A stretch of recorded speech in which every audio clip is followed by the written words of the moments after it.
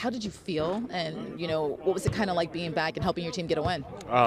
It's just great to be a part of the win. And that's the part I miss most. Obviously, I'm at the games I'm watching. I'm still involved, but, to be present, in the rotation and helping out the win, it just feels good, it feels satisfying. Wasn't perfect, finding my way into the flow, into the rhythm. But, again, I'm not thinking too heavy on it.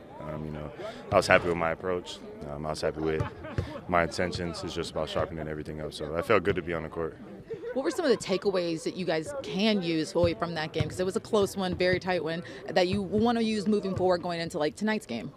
Finding ways to win. We obviously didn't shoot it very well, and that always makes it tough, to go out and beat a team. But when you can defend like that, I think we're very intentional about getting into the paint and getting buckets there and finishing when we got there.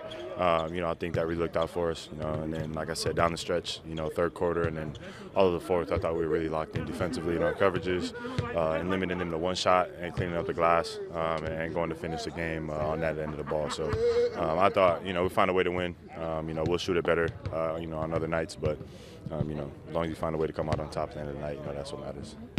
They'll be down Giddey and Kobe White.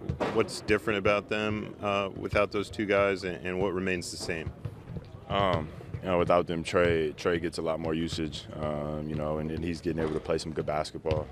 So really looking to come in and be intentional about, what he's doing and how he's running the team. But outside of that, there's still a lot of good talent in his basketball team, from Matas, Jay Smith, Vooch.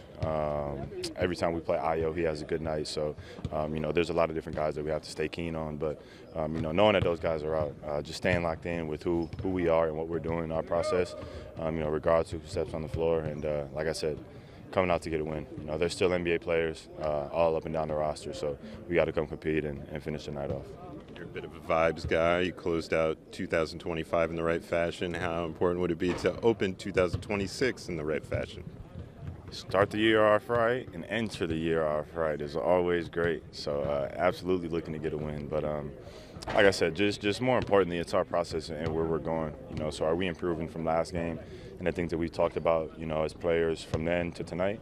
And then do we come out with intensity, and some energy to go get a game, not just get through the game. So looking forward to tonight. Fun every time we play in Chicago. So 7 o'clock will be a good time.